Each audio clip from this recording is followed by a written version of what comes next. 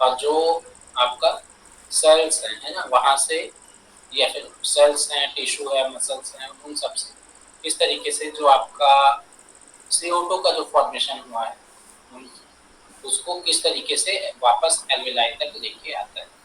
ठीक है, जी। ठीक।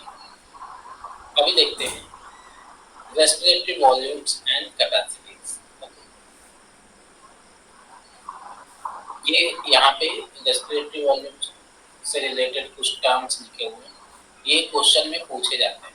ठीक है, जैसे टाइडल वॉल्यूम है तो वो क्या जी। होता है, ठीक है, वाइटल कैपेसिटी क्या होती है, रेस्पिरेटरी रिजर्व वॉल्यूम क्या होता है, ये सब कुछ कुछ टर्म्स हैं जो कि आपका रेस्पिरेटरी सिस्टम से रिलेटेड है। ओके, सबसे पहला टर्म है टाइडल वॉल्यूम। ठीक है, टाइडल वॉल्यूम क्या होता है, volume of the air inspired और एक्सपायर्ड ड्यूरिंग नॉर्मल रेस्पिरेशन। मतलब कि एक सामान्य श्वास में हम जितनी जो O2 है उसको लेते हैं या फिर CO2 जिसको छोड़ते हैं, उस वो जो आयतन होता है, वो जो वॉल्यूम होता है उसको बोलते हैं टाइडल वॉल्यूम। ठीक है, एक नॉर्मल ब्रीथ में जो कि कितना होता है, it is approx 500 ml, that is a healthy man can inspire or expire approximately 6,000 to 8,000 ml of the air per day। ठीक है, तो हम जो है मेन पढ़ रहे हैं कि टाइडल वॉल्यूम क्या होता है। टाइडल वॉल्यूम जो एक हम सामान्य श्वास प्रश्वास में जितनी जो हवा है उसको लेते हैं वो क्या होता है आपका टाइडल वॉल्यूम कहलाता है। ठीक, कितना होता है 500 ml। ओके, एक बार में जो हम श्वास और प्रश्वास करते हैं वो कितना होता है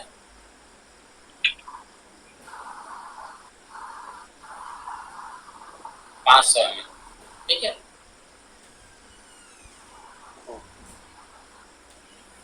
क्लियर है क्या tidal volume?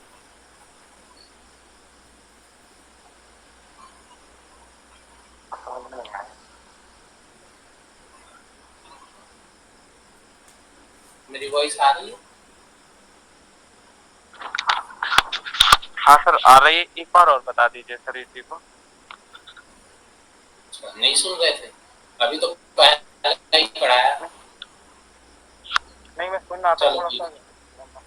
Okay, tidal volume क्या है? टाइडल वॉल्यूम क्या होता है, जो हम एक बार में जो सामान्य श्वास और प्रश्वास करते हैं, ठीक है, उसको बोलते हैं टाइडल वॉल्यूम, एक नॉर्मल रेस्पिरेशन। ओके, इंस्पायर्ड और एक्सपायर्ड, या तो सांस ले रहे हैं या फिर सांस छोड़ रहे हैं, तो उसको बोला जाता है टाइडल वॉल्यूम। ठीक है, इस इसकी वैल्यू कितनी होती है 500 ml। ओके, एक बार में जो हम श्वास प्रश्वास करते हैं वो आपका 500 ml होता है। ओके, अभी क्लियर है? हाँ, अब क्लियर है। अगला टर्म है इंस्पिरेटरी रिजर्व वॉल्यूम, जिसको हम IRV बोलते हैं। ठीक है, it is an additional volume of the air a person can inspire by forceful inspiration. ठीक है, जैसे कि समझ लीजिए हमने सांस जो है पहले से ले रखी है, ठीक है, या फिर छोड़ रखी है, नॉर्मल पोजीशन में है, और उसके बाद जितनी हम श्वास ले पा रहे हैं, ठीक है, श्वास मान लो पहले भरा भी हुआ है, मान लो हमने नॉर्मल सांस लिया हुआ है, ठीक है, उसके बाद हम जितनी श्वास फोर्सफुल इनहेल कर पा रहे हैं उसको बोलते हैं inspiratory reserve volume. Okay, an additional volume of the air a person can inspire by forceful inspiration. Okay, मतलब कि फोर्सफुल इनहेलेशन से हम जितना श्वास ले सकते हैं उसको बोला जाता है इंस्पिरेटरी रिजर्व वॉल्यूम। ओके, हाँ तो वो कितना होता है 2,500 से 3,000, या फिर कहीं कहीं पे 3.5 भी देखने को मिल जाएगा। ठीक है, ये है एक जो फोर्सफुल इनहेलेशन कर रहे हैं उसमें हम कितनी भी हवा को अंदर ले रहे हैं, वो होता है आपका इंस्पिरेटरी रिजर्व वॉल्यूम। ओके,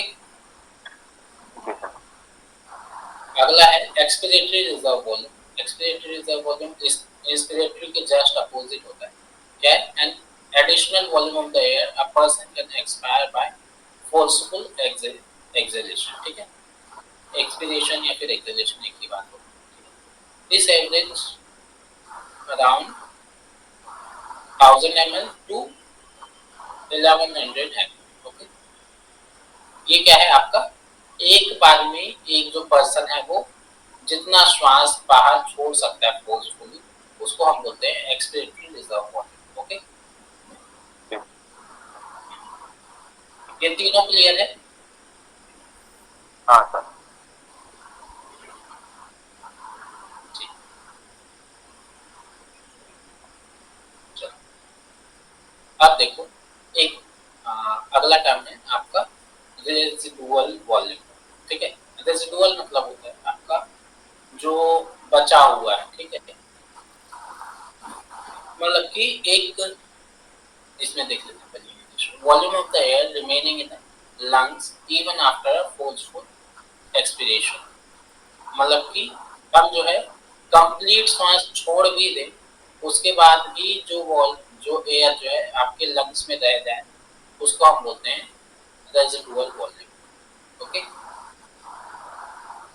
मतलब जितना आप फोर्सफुल एक्सेल कर दो, उसके बाद भी जो हवा रह जाए, ठीक है, तो वो क्या कहलाती है? रेजिडुअल वॉल्यूम कहलाती है। ये कितना होता है आपका? 1100 से 1200 ml के बीच में आपका होता है। क्लियर है? जी सर। आगे है आपका इंस्पिरेटरी कैपेसिटी लिखा हुआ। ये तीनों जानने से पहले आप जान लो वाइटल कैपेसिटी क्या है। वाइटल कैपेसिटी क्या होती है? वाइटल कैपेसिटी जो है वो आपका, ये जो शुरू के मैंने तीन बताए थे, मतलब कि टाइडल वॉल्यूम, ठीक है, इंस्पिरेटरी रिजर्व वॉल्यूम और एक्सपिरेटरी रिजर्व वॉल्यूम, इन तीनों का कॉम्बिनेशन होता है vital capacity. The maximum volume of the air a person can breathe in after a forceful expiration. ठीक है, मतलब कि क्या है, एक पूरी जो श्वास है उसको बाहर निकाल दे, उसके बाद जितनी हवा वो ले सकता है। ठीक है, तो कितनी हवा ले सकता है भाई? एक तो जितना उसने छोड़ा है ना, एक फोर्सफुल एक्सहेलेशन जितना उसने करी है, ठीक है, प्लस एक टाइडल वॉल्यूम जो नॉर्मल ब्रीथ होता है वो, और उसके साथ साथ जो फोर्सफुल इनहेलेशन होता है, ओके, उतना जो है आपका क्या होगा? वाइटल कैपेसिटी होगी। ठीक है, जी। ओके। अब आगे देखते हैं। आगे है आपका, इसी में एक देख लीजिए, टोटल लंग कैपेसिटी, टीएलसी बोलते हैं। Total lung capacity is the total volume of the air accommodated in the lungs at the end of forceful inspiration. This includes RV, ERV, TB and IRV। ठीक है, या फिर आप इसको इस तरीके से कह सकते हैं कि vital capacity plus residual volume को भी जोड़ दो, तो वो हो गई आपकी टोटल लंग कैपेसिटी। ठीक है, जो कि होती है लगभग आपकी 6000 ml। ठीक है, मतलब 6 लीटर के लगभग आपका होता है। Okay, total lung capacity. ठीक है, जी सर। ये 6 टर्म्स समझ में आया क्या? टाइडल वॉल्यूम क्या होता है, इंस्पिरेटरी रिजर्व क्या होता है, एक्सपिरेटरी रिजर्व क्या होता है, रेजिडुअल क्या होता है, वाइटल कैपेसिटी और टोटल लंग कैपेसिटी।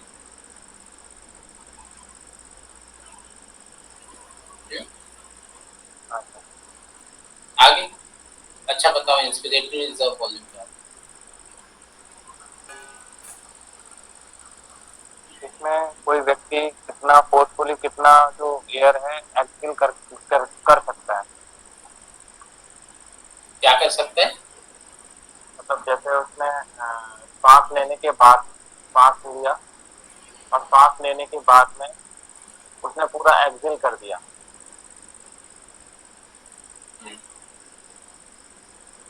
मैंने कौन सा पूछा है ये बता दो। Inspiratory reserve volume. Hmm. Inspiratory reserve volume. ठीक है। हाँ तो उसमें क्या होता है?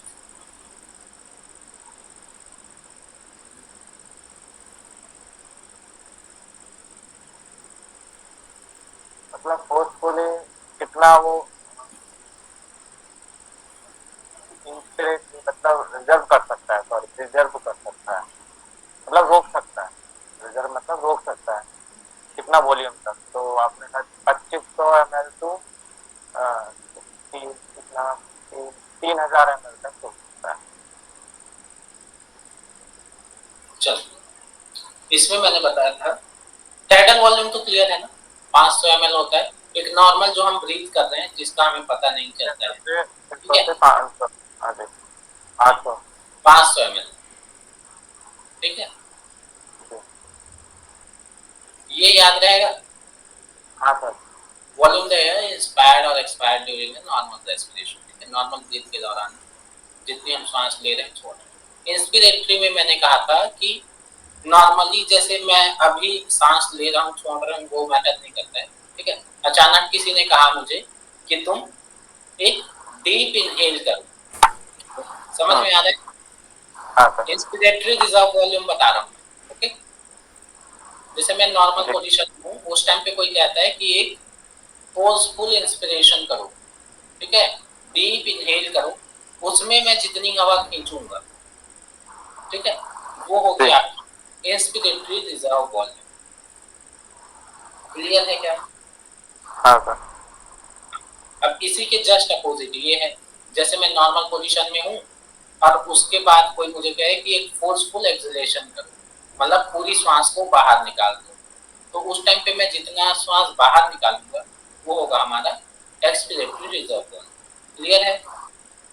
जी सर। इंस्पिरेटरी रिजर्व में मतलब कितना फोर्सफुल हम कर सकते हैं, और एक्सपिरेटरी रिजर्व वॉल्यूम में कितना हम एक्सेल मतलब अपने लंग्स को छोड़ सकते हैं, कितना फोर्सफुली बाहर निकाल सकते हैं। जो इंस्पिरेशन मतलब इनहेलेशन और एक्सपिरेशन मतलब एक्सपिरेशन एक्सलेशन, मतलब ठीक है। एक्सेलेशन। जी। हाँ सर। ओके, अब आता है रेजिडुअल, ठीक है। रेजिडुअल मतलब होता है कि हम कितना भी फोर्सफुल एक्सेल कर लें, लेकिन उसके बाद भी लंग्स में हमारे जो एल्विलाइज होते हैं उसके अंदर थोड़ी ना थोड़ी जो एयर है वो रह जाती है, ठीक है। तो वो जो बची हुई जो हवा है उसको बोलते हैं रेजिडुअल वॉल्यूम, ओके। जो कि कितना बच जाता है, लगभग 1 लीटर, मतलब कि 100 1100 लिखा हुआ, ठीक है, 1100 ml टू 1200 ml जो है आपका रेजिडुअल वॉल्यूम, मतलब 1 लीटर जो हवा है, ठीक है, 1100 से 1200 ml हवा जो है वो हमेशा लंग्स में रहेगी, चाहे आप कितना भी छोड़ने की कोशिश करो, ठीक है, कितना भी छोड़ लो पूरा खाली कर, तब भी उतना हवा जो है वो रहेगा, ठीक है। क्लियर है? हाँ सर। वाइटल कैपेसिटी क्या होता है? वाइटल कैपेसिटी ऊपर के जो तीन है ना, टाइडल वॉल्यूम, इंस्पिरेटरी और एक्सपिरेटरी, इन तीनों को मिला दो तो जो बनता है वो होता है आपका वाइटल कैपेसिटी, ठीक है। मतलब कि एक फोर्सफुल एक्सलेशन के बाद जितनी हवा जो है एक पर्सन इनहेल करता है, ठीक है, उसको हम बोलते हैं वाइटल कैपेसिटी, ठीक है। जी सर। लास्ट में है total lung capacity. Total lung capacity क्या होती है? वाइटल कैपेसिटी में हमने ऊपर के तीन को जोड़ ही दिया था, एक कंसेप्ट बच रहा था रेजिडुअल, तो वाइटल प्लस रेजिडुअल होता है आपका टोटल लंग कैपेसिटी, ठीक है। जी। मतलब कि लंग्स के अंदर भी जो हवा बची हुई है उसको भी जोड़ दो, ठीक है, तो हो जाएगा टोटल लंग की कैपेसिटी। कितनी होती है टोटल लंग कैपेसिटी? तो 6,000 से 8,000 तक। 6000, ठीक है, 6 लीटर तक हेल्दी की। मतलब 6 लीटर तक हमारा लंग्स क्या है, वो कर सकता है सर। यस, लेकिन हम बड़ा लेते बढ़िया। नहीं है उतना, ठीक है, उतना रख नहीं पाते। प्राणायाम मतलब करोगे सर क्या? थोड़े बड़े। कुंभक करते हैं, जैसे जो स्वामी एक संत जी थे, वो कुंभक 20-20 मिनट तक करते थे, तो उनके वो लंग्स इतने स्ट्रांग हो गए होंगे कि वो उसी से ले लेते होंगे। तो वो पूरा यूज कर पा रहे होंगे, पूरा 6,000। अच्छा, वो ठीक है, वैसा। जी। चलो आगे चले। जी। यहाँ पे है कुछ रेस्पिरेटरी डिसऑर्डर्स, ठीक है, जो कि आपके सिलेबस में है। सबसे पहला है आपका bronchial asthma. Asthma is a chronic disorder which affects the bronchi and bronchioles of the lungs. It causes difficulty in breathing and is followed by severe cough, restlessness, cough, and a wheezing sound while breathing.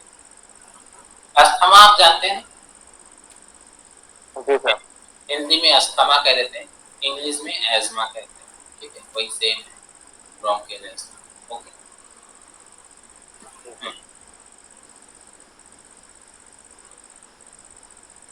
तो ये क्या है, एक chronic disorder है जिसमें जब हम सांस लेते हैं या फिर छोड़ते हैं तो एक जैसे हांफने जैसा जो आवाज है या फिर विसिल के तरीके से जो है आवाज आती है ना। इसमें मेनली जो है हमेशा कफ जो है वो बना रहता है, ठीक है, थकान सी बनी रहती है। ओके, ये क्या है आपका ब्रोंकाई और ब्रोंक्यूल से रिलेटेड डिजीज है, डिसऑर्डर है, ठीक है। ब्रोंकाई और ब्रोंक्यूल्स तो पता है ना, कि भूल गए? सर याद तो है। याद है? हाँ सर। है तो बता दो। वो मतलब ये जो होता है ना, लंग्स के नीचे लेयर, मतलब क्या बोलते हैं, चलो ठीक है, एयर पाइप, जिसको हम ट्रैकिया एयर बोलते हैं, पाइप। हाँ। ठीक है। ट्रैकिया जब दो पार्ट्स में डिवाइड हो जाता है ब्रोंकाई तो मतलब जो, हाँ, ट्रैकिया जब दो पार्ट्स में डिवाइड होता है तो उसको हम लोग बोलते हैं प्राइमरी ब्रोंकाई, हाँ, ठीक है। जो उसके आपने बाद बताया अंदर था ना जाके वैसे मैंने बताया था उसमें तीन लोब्स अनारोग्य होते हैं। मतलब सॉरी, 3 लोग होते हैं। हाँ। हाँ, तो उन तीनों लोब्स में भी तो जाते होंगे ऐसे ब्रांचिंग होगी, तो वो हो गए सेकेंडरी ब्रोंकाई। फिर उसके बाद उसमें छोटे छोटे और ब्रांचिंग होती है तो उसको बोलते हैं ब्रोंकियोल्स, ठीक है। एल्वोलाई और लंग। तो इनको जो है वो क्या करता है, प्रभावित करता है, इसलिए इसको बोलते हैं ब्रोंकियल एल्समा। ओके, आगे है एलर्जिक राइनाइटिस। एलर्जिक राइनाइटिस और द हे फीवर, ठीक है। इसका दूसरा नाम है एलर्जिक राइनाइटिस का हे फीवर, इज एन एक एलर्जिक पर सर रिएक्शन। आता है, मैंने दिया भी है। हाँ, ठीक है, राइनाइटिस को ही बोलते हैं। हाँ। It is an allergic reaction that causes sneezing, congestion और sore throat, ठीक है। इसका मेन कॉज क्या होता है, पॉलन वगैरह, ठीक है, जो फूल के जो पराग कण वगैरह होते हैं, है ना, या फिर जो पशु वगैरह हैं उनका जो आपका स्टूल वगैरह हो गया, है ना। तो ये सब क्या होते हैं, ये सब कारण बनते हैं एलर्जिक राइनाइटिस के, ठीक है। एलर्जिक राइनाइटिस सिंपली एलर्जी कह सकते हो, ठीक है, सिंपल टर्म्स। Emphysema, emphysema क्या है? Emphysema is defined as a chronic disease, reduction of respiratory surface due to damage of the lungs alveolar walls. इसमें क्या है emphysema में? alveolar जो walls होते हैं, ठीक है, alveoli की जो दीवार होती है, ठीक है, वो क्या हो जाता है, वो डैमेज हो जाता है किन्हीं कारणों से, तो उसको हम कहते हैं emphysema. It is caused mainly by cigarette smoking, ठीक है, मतलब कि स्मोकिंग वगैरह अगर हम करते हैं तो emphysema होने के ज्यादा chances. The main symptom of this emphysema includes shortness of breath, ठीक है, श्वास की कमी होना या फिर जिस जिसके कारण जो है लोग हांफने लग जाते हैं ना, या फिर जी जी। लगा के भी थोड़ा सा कम सांस ले पाते हैं, shortness of breath, cough. Generally हम देखेंगे रेस्पिरेटरी डिसऑर्डर अगर है तो फिर वो जो है आपका हाँ कफ फॉर्मेशन जो है वो ज्यादा होता ही है ना। जी। और ब्रीथ में शॉर्टनेस आ ही जाती है। हाँ, emphysema might lead to loss of elasticity of the lung। Lungs की जो इलास्टिसिटी होती है ना, ये जो हम अभी बता रहे थे कि ये जो है 6000 ml जो हवा है उसको ले पा रहा है, ठीक है। तो हम जब सांस भरते हैं तो ये फैलता है ना, जितना दूर ले हाँ सकता है उस तरीके से फैलता है। तो उसकी जो इलास्टिसिटी होती है उसको कम कर सकता है emphysema। फिर वो टाइट हो जाएगा, फिर आप अच्छे से सांस नहीं ले पाओगे, जिसके कारण होगा शॉर्टनेस ऑफ ब्रीथ, ठीक है। चलो, आगे सीओपीडी एक डिजीज है, chronic obstructive pulmonary disease। It includes all the respiratory disease that causes breathlessness, ठीक है, या फिर inability to exhale, जिसमें हम सांस को पूरी तरीके से नहीं छोड़ पाते हैं, ठीक है। एक ऑब्स्ट्रक्शन हो जाना, क्रॉनिक ऑब्स्ट्रक्शन हो जाना, ऑब्स्ट्रक्शन मतलब कि रुकावट, ठीक है। It largely affects the people who have been exposed to some sort of smoke। किसी तरीके का स्मोक हुआ है, उसके एक्सपोजर में अगर आया है कोई पर्सन, तो उसको सीओपीडी होने के चांसेस ज्यादा हैं। It may very it it is a very serious disease and worsen even if you stop smoking, ठीक है। ओके, आगे आता है आपका टॉनिक ब्रोंकाइटिस। ब्रोंकाइटिस जो है नाम से ही क्लियर है, जो ब्रोंकाई वगैरह होता है ना, मतलब की जो ब्रांचिंग होती है, एयरवेज जो होते हैं, ठीक है, उनमें क्या हो जाना, आइटिस मतलब कि इन्फ्लेमेशन हो जाना किसी तरीके का, ठीक है।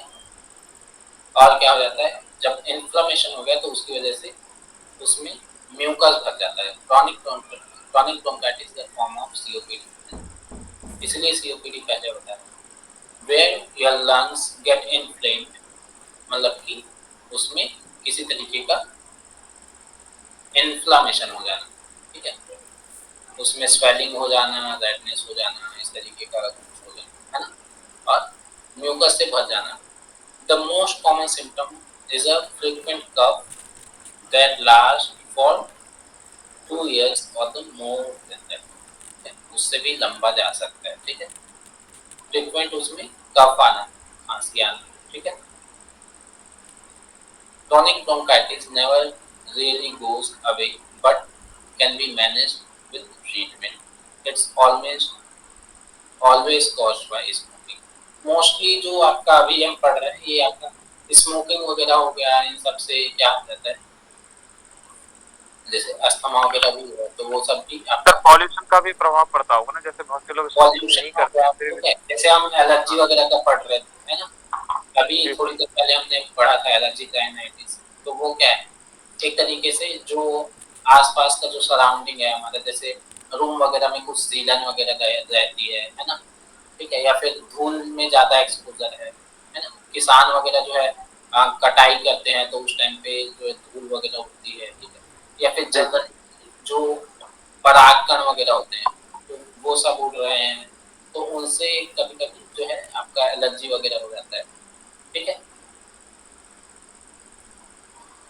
तो इस तरीके से और जो सराउंडिंग है ना, मतलब अभी आप जो कह रहे थे इन्वायरमेंट वाला जो फैक्टर है, पॉल्यूशन है, तो वो भी जो है पल्मोनरी डिजीज कॉज करता है। आगे है आपका साइनोसाइटिस, ठीक है। साइनस मैंने बताए थे,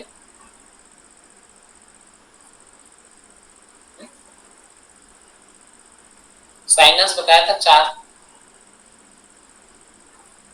फ्रंटल साइनस, इथमॉइड हाँ सर। साइनस,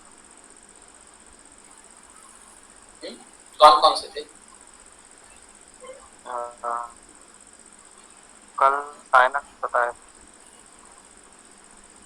साइनस मतलब जो हमारे लंग्स होते हैं ना, हुँ? उनमें मतलब स्वेलिंग टाइप की हो जाती है ना सर। कहाँ पे? ये आपने फ्रंटल साइनस बताया था, फिनोइड साइनस और कहाँ पे होता है कहाँ? एथमॉइड। नोजल, नाक नाक नाक के ऊपर ठीक है, फेस, जो खालिस्तान होता है, फेस हो फेस गया या के फिर पास में नाक। है ना। जी फेस के जो बोन जी होते हैं जी उसमें बीच बीच में थोड़ा खाली जो जगह रहता है, गैप उसको होता है, बोलते हैं खालिस्तान बताया साइनस। था, हाँ सर। ठीक है। तो 4 बताए थे, एक था फ्रंटल, एक था मैक्सिलरी और जो नीचे था, एक था इथमॉइड और दूसरा सबसे था नीचे। स्फिनॉइड। ठीक है, मतलब 4 हो। जी it is a inflammation of the mucus membrane in a nasal sinus. ठीक है, नाक में पाया जाता है जो साइनस, उनमें किसी तरीके का इन्फ्लेमेशन। देखो यहाँ पे भी आइटिस आइटिस लिखा है, इसमें भी ITIS है ना। तो जहाँ पे भी इस तरीके का लिखा हुआ हो मतलब कि वो क्या है, इन्फ्लामेशन है। ठीक है, जैसे इसमें ब्रोंकाई में इन्फ्लामेशन हुआ था, वैसे ही आपका यहाँ पे साइनसेस में इन्फ्लामेशन। ठीक है। The mucus membrane produces mucus and drain to the nasal cavity. Bacterial or viral infections or some airborne allergens can cause the inflammation of the mucous membrane. ये क्या है, साइनोसाइटिस जो है मेनली म्यूकस मेम्ब्रेन का inflammation है। ठीक है। जी sir. चलो, इसी में से एक डिजीज था एस्मा। ठीक है, इसका इसमें अगर कुछ मतलब कि अगर किसी को अस्थमा हुआ है तो कौन कौन से जो प्रैक्टिस है वो सजेस्ट किए जा सकते हैं। इसको एज अ थेरेपी बोलते हैं, मतलब कि ये एक सजेशन के तरीके से है। जब तक किसी को मतलब कोई सही डॉक्टर को या फिर योगा थेरेपिस्ट को कंसल्ट न कर, तब तक ये प्रैक्टिस जो है ऐसे दिए नहीं जाते। ठीक है, पहली चीज तो ये ध्यान रखना थेरेपी और योगा जब आप पढ़ रहे हो। ठीक है, ऐसा नहीं है कि हाँ सर ने तो कहा था तो, है ना, उसमें सारा कंडीशन देखना पड़ता है कि किस लेवल में है, उस हिसाब से उसके लिए अलग से प्रैक्टिस करते। ये जो है कॉमन एक प्रोटोकॉल। तो सबसे पहले ये देखते हैं क्रिया मतलब कि षटकर्म जो है वो क्या दे सकते हैं। तो यहाँ पे नेति अभी हम देख रहे थे, है ना, कि इसमें जो है कफ वगैरह जो है वो ज्यादा बन रहा है। तो जैसे हृदय धौती है ना, हृदय धौती का पार्ट है वमन। ठीक है, तो वमन दे सकते हो। वस्त्र, वस्त्र वैसे कठिन होता है। ठीक है, हृदय धौती का पार्ट है इसलिए यहाँ पे लिखा हुआ है। ठीक है, हाँ। अच्छा, इससे मेरे को याद आया, अभी आपकी जो प्रीवियस क्लास थी उसमें कुछ बात चल रही थी, हाँ वमन, गजकर्णी, ऐसा कुछ। करणी सत्कर्म था। क्या होता है धोती गजकर्णी? बस्ती। गजकर्णी मतलब खाना, मतलब पेट भर के खाना खा के फिर उसको वोमिटिंग कर देना। उसमें ठीक है। मतलब हड्डियों मतलब अपना भरतनावली के अनुसार, और उसमें ठीक। हड्डियों प्रतियोगिता में भी यही दिया है कि भोजन करने के बाद ही मतलब फिर पानी पी के और थोड़ी देर उसको खाना बाहर निकाल देना। अच्छा, और कुंजल क्या होता है? कुंजल खाली पेट किया जाता है, मतलब जो मैंने अब तक सुना था, मतलब ठीक। हड्डियों के अनुसार, ग्रंथों के अनुसार खाली पेट जब हम सुबह सुबह पानी पी के कुंजल करते हैं ना, वो कुंजल हो ठीक है, जाता है। गजकरणी तो में भोजन करने ये के जो बाद वमन पानी लिखा पीना। हुआ है ये आपका वही है, कुंजल क्रिया जिसको हम लोग बोलते हैं। ठीक है, ओके। अगला है आपका कौन कौन से प्रैक्टिस जो है योगा प्रैक्टिस मतलब कि आसन कौन कौन से दे सकते हैं। तो इसमें सूर्य नमस्कार, ऐसे प्रैक्टिस जिनसे क्या हो आपका, क्योंकि ये ठंडे वाली बीमारी है। ठीक है, कफ वगैरह जो है जब बन रहा है तो ऐसी चीजें जो आपकी बॉडी को गर्म करे, तो आपका सूर्य नमस्कार हो गया। ठीक है, हस्तोत्थान मतलब कि ये आपका चेस्ट एक्सपेंड होगा। हस्तोत्थान आसन, ताड़ासन, कटी चक्रासन, बैठ के अगर कर रहे जी हो तो आसन। ठीक है, भुजंगासन हो गया, उष्ट्रासन हो गया। ठीक है, धनुरासन हो गया। ओके, व्याघ्रासन हो गया, और भी बहुत सारे आसन हैं। ठीक है, ऐसे आसन जिसमें आपका जो चेस्ट है वो एक्सपैंड हो रहा हो।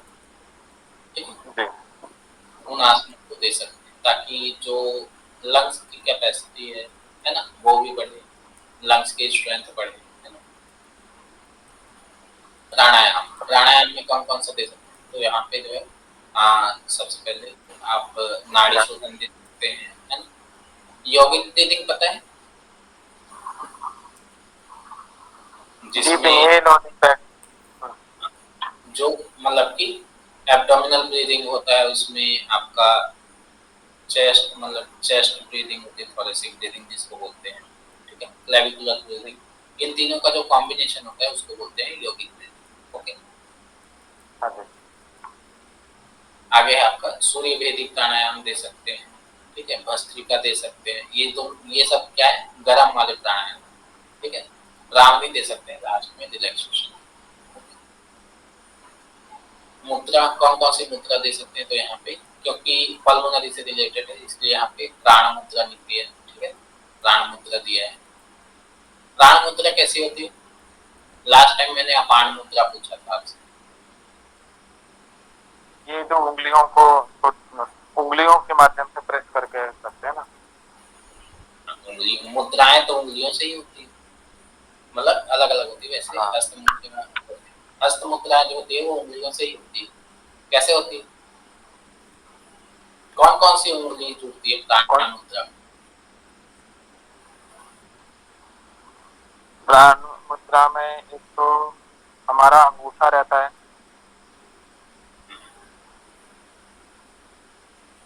और और अ, पता है कि नहीं मतलब पता है? क- पता है सर। मतलब बैठ के इसमें जो कनिष्ठ मतलब जो छोटी उंगली होती है ना हमारी, ठीक है, छोटी मतलब उंगली और अनामिकरी, उसको अंगूठे से उसको अंगूठे से ऊपर से प्रेस करते हैं, मिलाते हैं उसको। किनको किनको? छोटी उंगली को और मतलब छन्नी उंगली के बगल वाले अंगूठे को उससे पकड़ते हैं, अंगूठे से। ये हमारी प्राण मुद्रा हो जाएगी। ठीक है, जो आपका रिंग फिंगर है ना, और जो हाँ, स्मॉल छोटी वाले फिंगर, की बगल वाली। संस्कृत में भी बता सकते हो आप, ठीक है। वही नाम याद नहीं आ रहा था सर मेरे को। चलो, ठीक है, आपका रिंग फिंगर और आपका जो आपका स्मॉल फिंगर है, ठीक है, मतलब कि अनामिका और कनिष्ठिका को, ठीक है, अंगूठे से प्रेस करते हैं ये। ओके, और बाकी जो दो जी। उंगलियां हैं वो आपकी जुड़ी रहेंगी। ये हो गई आपकी प्राण मुद्रा। अग्नि मुद्रा मैंने बताई थी, अ, सूर्य मुद्रा भी बोलते हैं इसको। अग्नि मुद्रा मतलब जो रिंग फिंगर के बगल में होती है ना, उसको और अंगूठे को दबा के, शायद आपने ऐसा बताया था। उसको गलत। नीचे की तरफ प्रेस करना होता है, अंगूठे के नीचे। मतलब रिंग फिंगर के बगल में जो बड़ी रिंग फिंगर मतलब छन्नी उंगली के बगल में जो होती है ना, उसको नीचे अंगूठे की तरफ प्रेस करना होता है शायद। शायद मतलब मेरे को कहते तो, ठीक है। मतलब ये ऐसा ही होता है मतलब। अनामिका है, ठीक है। अनामिका को हम क्या करते हैं, इस तरीके से फोल्ड किया, अंगूठे से प्रेस किया, ये हो। सही बता रहे हो, जी। ठीक है, जी। थोड़ा सा कॉन्फिडेंट रहा करो, ये होता है, ठीक है। जी। विजिबल है? हाँ सर, विजिबल। ये था आपका अग्नि मुद्रा। जालंधर बन जानते ही है ना, थ्रोट वाला जो लॉक होता है उसको बोलते हैं जालंधर जी। बन। होटियान बन मतलब कि आपका जो एब्डोमिनल लॉक होता है, ठीक है। आगे है मेडिटेशन, जो कि ये जो डिजीज है वो आपका चेस्ट वाले रीजन से रिलेटेड है, तो आपका ये हो गया आपका अनाहत चक्र का ध्यान कर सकते हैं, है ना। अनाहत जी। चक्र का मंत्र क्या है? हृदय में। हाँ सर। वो तो ध्यान हुआ, बीज मंत्र क्या है? उसका बीज मंत्र हम होता है सर उसका। हुँ? एक बार और सोच के बताओ। या यम यम। पक्का? मूलाधार मणिपुर स्वादिष्टान, मूलाधार स्वादिष्टान मणिपुर अनाहत ला वा रा ह। हम होता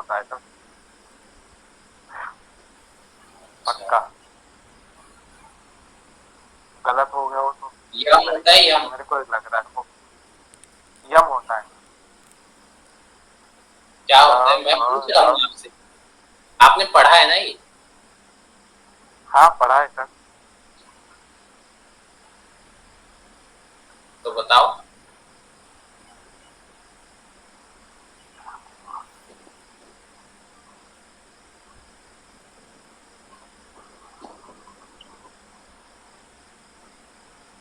यम होता है सर। ठीक है। चलो ठीक है। कौन सा होता है सर? हाँ यम ही होता है। ठीक है। चलो, डाइट ये हो गया ध्यान। अगला है क्या क्या खाने में ध्यान रखना चाहिए। तो ऐसे जो डाइट है जो आपका कफ को बढ़ा सकते हैं उनको अवॉइड करना चाहिए, है ना। प्लस ऐसी चीजें जो थोड़ी गर्म प्रवृत्ति की होती हैं, जैसे कि आपका अदरक हो गया, है ना, लहसुन हो गए, ठीक है, ये आपका काली मिर्च हो गया, इन सबको फूड में ऐड करना चाहिए। And avoid dairy products, rice और स्वीट्स। जो दूध से बनी हुई वस्तुएं हैं या दूध है, ठीक है, उसको अवॉइड करना चाहिए।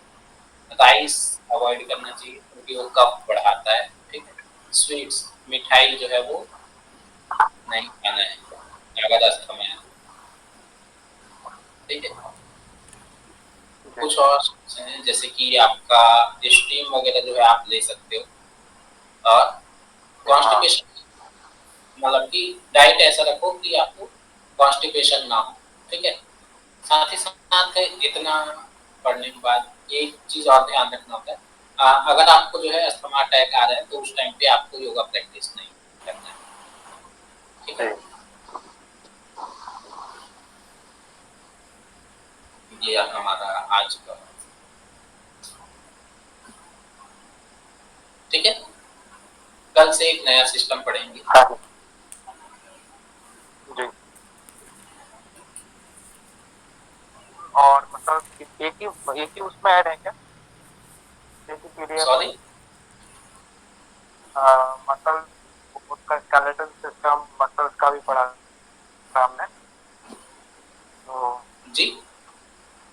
मतलब एक ही पीडीएफ में अटैच अच्छा, मतलब जुड़े हुए हैं स्केलेटल क्या? और मस्कुलर वाला नहीं भेजा है क्या?